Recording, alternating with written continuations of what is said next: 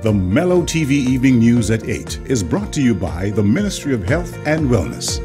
Coronavirus is in Jamaica, and I know you feel scared and worried. But you can't let COVID-19 divide us. Coronavirus infects all kinds of people. It doesn't discriminate. So why should you? When someone coughs or sneezes or shows signs of the virus, tell them to call 888-1-LOVE immediately. And remember, stay 3 feet away, but don't attack or disrespect them, because we're all in this thing together. Come on, Jamaica, cut the hate and don't discriminate. Let us stand together and fight COVID-19 as one family, one nation.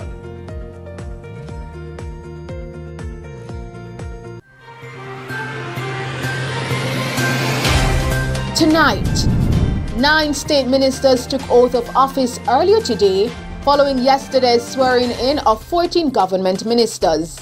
And as Minister of State, you can play that very important role of explaining policy to the public, of championing causes and policy. The city of Montego Bay welcomed a new mayor and chairman of the St. James Municipal Corporation, Councillor Leroy Williams, yesterday. I, Leroy Williams, accept the position of chairman of the St. James Municipal Corporation and mayor of the city of Montego Bay. The People's National Party's youth organization, PNPYO, says as the party enters in a phase of reconstruction, the party must acknowledge the ultimatum issued by the Jamaican electorate on September 3 to change or die. And Jamaica Labour Party JLP candidate in the Westmoreland Eastern constituency, Daniel Lawrence, picked up more votes from previously rejected ballots than the People's National Party PNP's incumbent Luther Buchanan, as the magisterial recount for the seat continued in the Savannah Lamar Parish Court earlier today.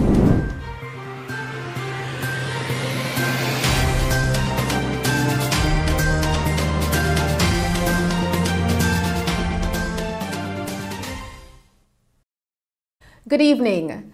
Earlier today, 9 state ministers took the oath of office following yesterday's swearing-in of 14 government ministers. In speaking at the swearing-in ceremony, Prime Minister Andrew Wholeness said the ministers of state will play a key role in policy making. There are areas of policy that need to be explained, that need to be championed, that need sometimes to be brought directly to the stakeholders. And as Minister of State, you can play that very important role of explaining policy to the public, of championing causes and policy, and literally taking policy to stakeholders and explaining the policy to them and building support for the policy. So you have great room, and you also have great responsibility. Work along with your ministers, those who are ministers, members of the cabinet. Work along with them, support them. And there is a saying that if you want to be a general in the army, you have to start off by being a good private.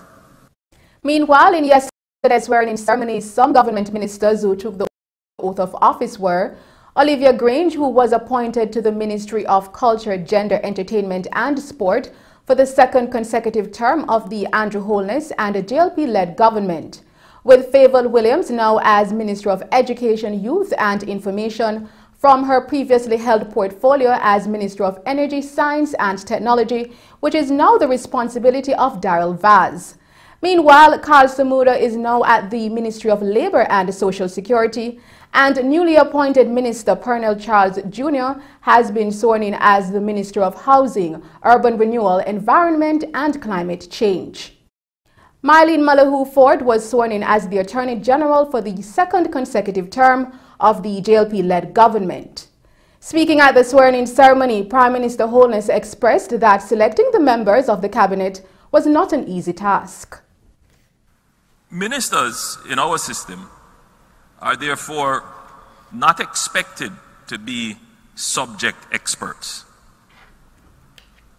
The public, however, does have a view that the Prime Minister should, as far as possible, select persons who display great competence in the subject area of their appointment. The challenge, of course, is that the people who are elected are not always subject experts. So what then is the essence of a minister? Is it competence in a subject area? Or is it good judgment to administer the affairs of the public, to be able to filter good advice from bad advice, to find the right people to be advisors? What then is the essence of the ministerial responsibility? Is it knowledge of the subject or integrity of the character of the person? That the discretion and power vested in the minister will always be used for the public's interest and not for personal interest. Meanwhile, Prime Minister Wholeness has selected the full slate of 13 persons to be appointed to the Upper House of Parliament on the government side. The 21-member Senate is comprised of 13 government senators and 8 opposition senators. Tune in tomorrow to Mello TV for a live broadcast of the swearing-in of senators and members of Parliament. The city of Montego Bay welcomed a new mayor and a chairman of the St. James Municipal Corporation. He is councillor of the St. James Northern Division, Leroy Williams, who was sworn in at the Montego Bay Cultural Centre yesterday evening. More on this story with Kadisha Clark. Mr. Leroy Williams is the new mayor of Montego Bay and the chairman of the St. James Municipal Corporation. Mr. Williams' appointment comes following the resignation of Homer Davis, who was elected Member of Parliament for St. James Southern in the September 3 general election. In his acceptance speech yesterday, Mr. Williams made a commitment to focus on serving the people of St. James. It is with a humble and grateful heart and a sense of pride that today, Sunday, September 13, 2020, I, Leroy Williams, accept the position of Chairman of the St. James Municipal Corporation and Mayor of the City of Montego Bay. I give the commitment that I'm totally focused on the task of helping to push an agenda of development and prosperity for the people of St. James, and I will do so transparently, unbiased, and within the laws of the country and the rules and regulation of the Local Governance Act of 2016. I pledge to serve the people of Montego Bay, St. James, and Jamaica faithfully with all of my energies and all of my heart, mind, and soul. Mr. Williams, in speaking with our news team, shared some of his plans for the second city. I've had a discussion with the former mayor, and we look at some plans, and there's going to be a continuation of the plans that we had. For example, the whole Bogland issue, yes, I intend to pursue it to its fullest, because it is my intention to use the proceeds from that to build a modern arcade at the old shoe market. So that is going to be one of my first order of business, pursuing the sale of the Boglands. And of course, as I mentioned, that we have a problem with traffic congestion in the town.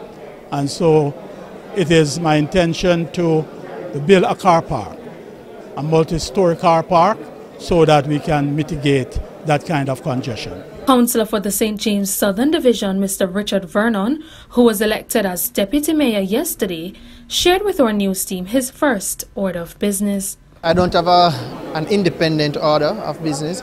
It is the order of the caucus of councillors that represents the entire St. James, and also to work with the deputy, with the now mayor as much as possible. Forgive me, we're used to calling him deputy, so that is why you hear me say that. But Leroy Williams, I want to also congratulate him, and I also want to congratulate our outgoing mayor of Montego Bay, Councillor Homer Davis, who is now the state minister in the Ministry of Local Government and recently Rural Development. So first order of business to get our councillors together, and we look at our way forward as a group. Reporting for Mello TV News, I'm Kadisha Clark. Thanks, Kadisha.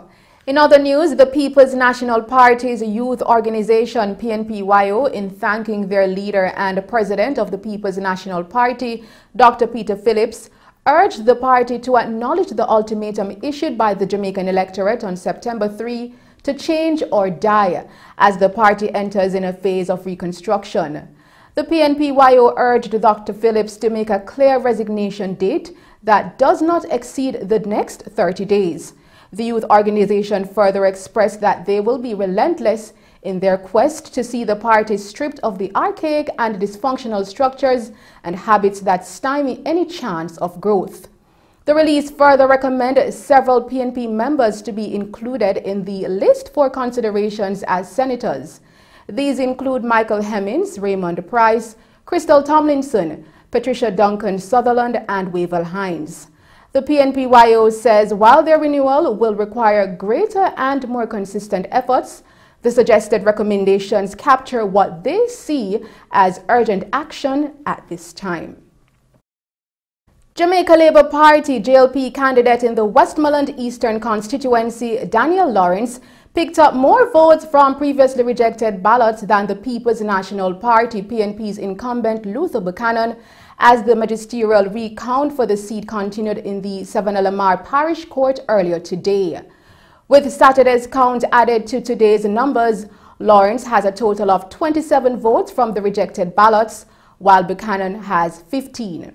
So far, a total of 100 out of 117 boxes have been counted.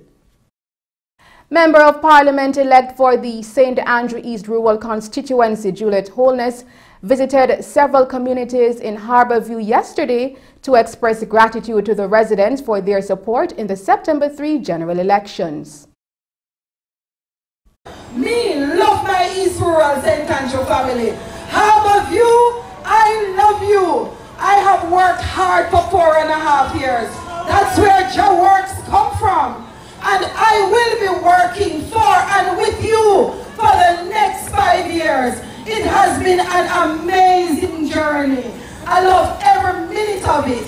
And I am committed to showing you my appreciation by working even harder and harder. I thank you for getting up, for coming out, and for voting. And I'm committed to giving back to you through my work. I will work smart. I will work hard. I will work for my East Rural St. Andrew family. The National Water Commission, NWC, is advising its customers that its office in Spanish Town, St. Catherine, will resume regular office hours tomorrow.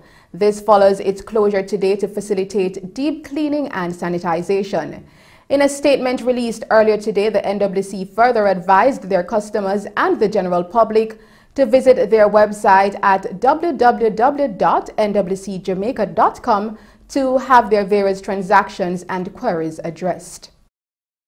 Meanwhile, the National Water Commission says communities in Hanover served by the new Milnes pumping station should prepare for water disruptions until Thursday due to a mechanical issue at the facility. According to NWC, communities that should be affected are New Milnes, Welcome, Cocoon, Near Farm, Haddington, Watford Hill, and Woodland. The NWC further advised that a power supply issue has affected the Cave pumping station, leaving several communities without water. The communities affected are Cave, Cave Mountain, Redgate, Waterwheel Ferris, and Scott Hill. The NWC says the Jamaica Public Service Company JPS has been contacted and water should be restored as soon as the issue has been resolved. Residents in the Payne Avenue community in Kingston welcomed a new relaxation and wellness park for their community. And we have more on this story with Colleen May. Our news team visited the community of Payne Avenue in Kingston to speak with Councillor for the Payne Land Division Audrey Smith-Facey and a few residents during the opening of a relaxation and wellness park yesterday. Councillor for the Payne Land Division Audrey Smith-Facey says the park was a long-awaited project. This is something that we have been looking forward to for years. I grew up in this community, and I know that we have always wanted something like this. This is something that we have been discussing for years as a community, and I promised them that before I demit office as councillor, I would ensure that this becomes a reality. And I'm so happy with the help of Mayor Delroy Williams, the Mayor of Kingston, that I am getting this dream come true. Mrs. Smith-Facey further shared other plans she has for the park. We're going to be having the planting of palm trees and so on. Another swing and a slide will be here as well over on this section. We'll have an amphitheater for phase 3, and phase 2 will be the scrimmage field. We're also going to try and see if we can get some Wi-Fi in the park, because you know we are in technology days and everybody wants to have their Wi-Fi up. So I'm going to see how best I can help in that part. Community activist Tito Cover, in speaking with our news team, says the park will greatly benefit the children in the community. It's a good thing for the children. The children mostly will benefit from it.